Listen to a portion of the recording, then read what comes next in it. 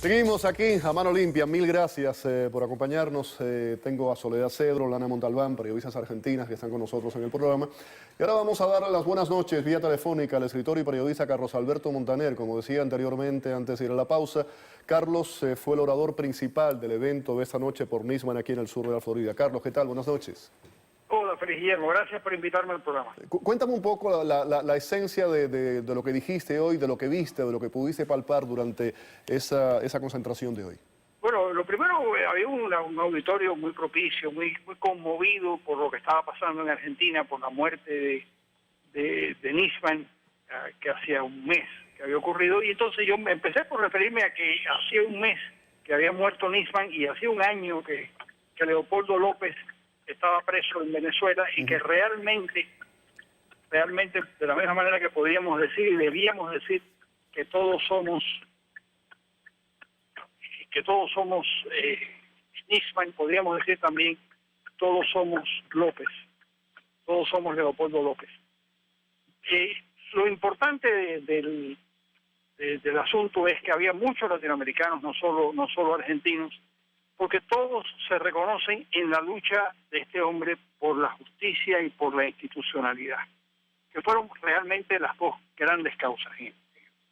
Al margen del elemento de la AMIA, que fue lo que probablemente le costó la vida, tratar de que no quedara impune el crimen de la AMIA, además de todo eso, detrás de todo eso lo que estaba era la lucha por la justicia, porque los tribunales pudieran funcionar y porque no hay nada más importante en una democracia que realmente el poder judicial. Y Nisman hizo todo lo posible por adecentar la vida pública argentina. Entonces ese fue digamos la esencia del discurso, que su lucha y sus palabras y lo que hizo trascendía el caso argentino y se convertía en una causa latinoamericana, porque ese era un problema que teníamos en toda América Latina. Sí, Carlos, y creo que lo has resumido muy bien. El próximo punto donde quería ir, mencionabas a Leopoldo López, un año a Leopoldo López, un mes a la muerte de Nisman, y el tema de la impunidad, ese mal endémico de América Latina. ¿Qué significa? ¿Cómo lo ves en el contexto de nuestra América Latina? Y si vamos específicamente a esos países del ALBA, de Cuba, Nicaragua, Bolivia, Venezuela, Ecuador, y podemos poner Argentina también, por supuesto. Bueno, yo creo que esos países se va agotando ese espasmo imperial que tuvo el chavismo, se va agotando poco a poco como consecuencia de la falta de recursos económicos. Y lo que vamos a ver, Félix Guillermo, en los próximos años es cómo ese circuito político va desapareciendo hasta que finalmente se extinga. Porque no tiene razón, no, sencillamente disparate que debe terminar. Carlos, te agradezco mucho que hayas estado con nosotros en el programa. Un abrazo acá en la distancia, con el cariño y el respeto de siempre. Con mucho cariño. Gracias por invitarme. Gracias, Carlos Alberto. Hoy tienen a Carlos Alberto Montaner, escritor, periodista, orador principal del evento de esa noche en North Miami Beach. Sigo aquí en la mesa. Y Carlos lo puso esto en el contexto latinoamericano y creo que es importante. Quiero hablar ahora un poco de qué representa esto para la impunidad, no solamente en Argentina, en América Latina, y políticamente, ¿qué representa eso en tu país? Caso Nisman. El caso Nisman es una bisagra en la historia de Argentina. 8 meses de las elecciones, ¿no? Que haya pasado esto, 8 meses de las elecciones, me parece que es una bisagra en la historia argentina, en la historia del kirchnerismo, que venía decayendo por una cuestión lógica de que las cosas no funcionan en Argentina y buena parte del país estaba muy enojado. Y esto es quizás la gota que rebalsa el vaso, pero no tenemos que perder perspectiva ni pecar de inocentes al creer que porque hay 400.000 personas que salieron a la calle o porque habemos muchos que estamos enojados con este gobierno y que no queremos este gobierno, que no hay gente que los apoya. Lamentablemente a mí me encantaría tener la esperanza que tiene Carlos Alberto Montaner, a quien respeto y admiro absolutamente, pero no estoy tan segura de que esto se acabe. Es verdad que se están quedando sin dinero. Es verdad que las cosas se están poniendo difíciles, pero no estoy tan segura de que en 8 meses vamos a estar librados en Argentina de lo que fue esta década kirchnerista. No sé quién va a ganar las elecciones. Existe una posibilidad bastante grande de que el candidato que elija a dedo Cristina Kirchner sea la persona que gane nuevamente las elecciones. Todavía no sabemos quién va a ser ese candidato. Y hay mucha gente que lamentablemente se acostumbró en estos últimos 10 años a que no hace falta trabajar, porque se reciben subsidios del gobierno absolutamente por todo, o que si uno trabaja y trabaja para la cámpora puede ganar fortunas sin necesidad de hacer demasiadas cosas, que hay sueldos inflados, que hay puestos inventados. ¿Y qué hacemos con toda esa gente? De un día para el otro, porque gana un nuevo candidato, ¿le vamos a cambiar la cabeza a todas esas personas? Eso me parece lo más grave que ha pasado. El cambio social, el cambio cultural que ha habido en la Argentina, donde gran parte del país se ha acostumbrado a que no hace falta trabajar, me parece quizás lo más grave dentro de muchas cosas graves que ha hecho el kirchnerismo. Si no irreversible, muy difícil de cambiar. Probablemente va a llevar mucho tiempo cambiarlo. Claro. Ese es el problema, es un tema de tiempo. No cambia en un día, en una elección en octubre, cuando la gente entra al cuarto oscuro. Lana, de nuevo, todo esto que está ocurriendo, ¿qué puede representar para el oficialismo desde el punto de vista electoral?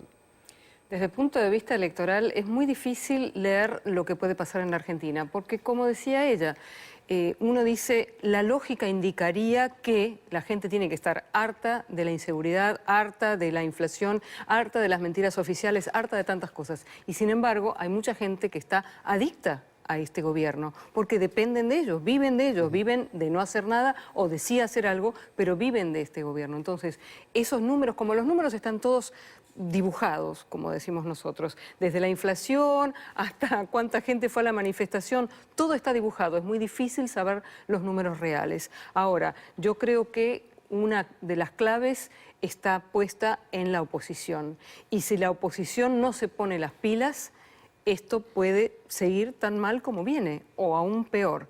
Tienen que finalmente dejar sus egos en la mochila, en la casa, y decir, ¿queremos lo mejor para el país o quiero lo mejor para mí? Que es lo que habitualmente dicen los políticos. Tienen que pensar en el futuro del país, no en ellos, sino en el futuro del país, en los hijos, en los nietos, y en tratar de volver a que Argentina sea lo que alguna vez fue y lo que tiene el potencial de ser. Argentina tiene todo para ser una potencia y se queda en eso, tiene todo para, pero no lo es. Hoy te confieso una cosa, cuando vi esta manifestación y vi que era una manifestación del silencio y la gente respetaba ese silencio, y cuando rompía ese silencio era para decir Nisman o para gritar justicia o para cantar el himno nacional argentino, a mí se me pararon los pelos de la nuca y se me cayeron las lágrimas, porque yo vi el país que creí que ya no existía y me dio esperanzas y pensé, si esto está pasando hoy, hay esperanzas. Yo pensé que estaba todo perdido, te lo confieso. Anteriormente puse reacción de manifestantes en Argentina, de la marcha en Argentina. Vamos a ver qué dijeron los de aquí, los del sur de la Florida. Bueno, la gente está necesitada. Imagínense que si es doloroso estar en Argentina viviendo esto, es doblemente doloroso estar a la distancia, donde uno tiene a sus afectos, a su familia, a su historia, a sus vecinos, a sus conocidos, y esa necesidad de decirles que no están solos. Entonces, cuando uno queda huérfano, necesita juntarse entre los hermanos, acá es lo mismo. Estamos huérfanos de justicia y venimos... El mensaje es que terminemos con la impunidad. En la historia argentina hay situaciones bisagras. La ha habido en la guerra con los desaparecidos, la vida con la vida económica, y esta es la situación bisagra con la vida política argentina, para que se termine definitivamente con la impunidad y que el poder político no interfiera más, nunca más con el poder judicial. Ahí tenían declaraciones y vamos ya a finalizar el segmento, y quiero ir con cada uno de ustedes. El AMIA inconcluso, y a un mes de la muerte de Nisman no se sabe nada. Ojalá sepamos algo. La verdad es que me parece que no supimos qué pasó con la AMIA en 21 años. Dudo que de acá a 8 meses, que es el tiempo que le queda a este gobierno... Mucha gente dice que Nisman es el muerto 86. Y que se puede sin lugar a eso. dudas, sin lugar a dudas, el muerto 86. Y no me extrañaría que en el medio haya habido otros muertos y no nos hayamos enterado, porque la verdad que esto es una organización prácticamente mafiosa la que estamos viendo alrededor del encubrimiento de la AMIA. Sea, como decía Nisman, que viene desde el gobierno o no, pero hay algún tipo de organización mafiosa que ha estado cubriendo durante 21 años este atentado, el peor atentado que hubo hasta las Torres Gemelas en Occidente. Ojalá encontremos justicia. Me parece que de cara a las elecciones de octubre, la clave está en, como decía Lana, en la oposición. No hay mejor espejo en este momento para Argentina que Venezuela. Y si vemos, ojalá, como argentinos, aprendamos de los errores venezolanos, que tardaron muchísimo tiempo en tener una oposición que se pusiera de acuerdo y que eligiera un solo candidato. Ojalá nosotros aprendiéramos que ese es el camino y lo hiciéramos más rápido. Por el momento no está pasando y eso me desilusiona mucho. Varias cosas. Una, el fiscal estuvo en una entrevista el 14 de enero donde habló en forma muy extensa sobre este caso, que lo pueden ver en internet. El miércoles antes. El miércoles, sí. y dijo, terminó diciendo: esté o no esté Nisman, las pruebas están. Me gustaría equivocarme por la institucionalidad del país porque esto le hace muy mal al país. Creo que no. La prueba es muy contundente. No solamente él acusó a la presidenta del país, sino que además el vicepresidente tiene 2 causas. O sea, es impresentable este gobierno. Pero además ahora hay otro fiscal de la Nación que también está llevando a cabo esta investigación. O sea que la presidenta está acusada ya por 2 fiscales. Uno lamentablemente está muerto.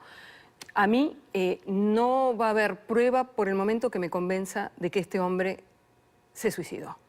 Yo creo que lo mataron y tiene que haber 3 opciones. O lo mató el gobierno o lo mataron, por ejemplo, agentes iraníes asistidos por el gobierno o agentes de inteligencia asistidos por el gobierno. Yo quiero que el gobierno de Argentina se haga cargo de esto y que pruebe para mí y para el resto del mundo, de los argentinos y del mundo, que este hombre no cometió... Ahora que hablas de los servicios de inteligencia, aquí en el programa hace una semana atrás aproximadamente, sacamos una serie de declaraciones exclusivas, nadie las había visto, algo revelador de una entrevista que se le hizo en el pasado a Nisman, y él de una forma muy coloquial conversaba y hablaba de Estiuso específicamente, sí.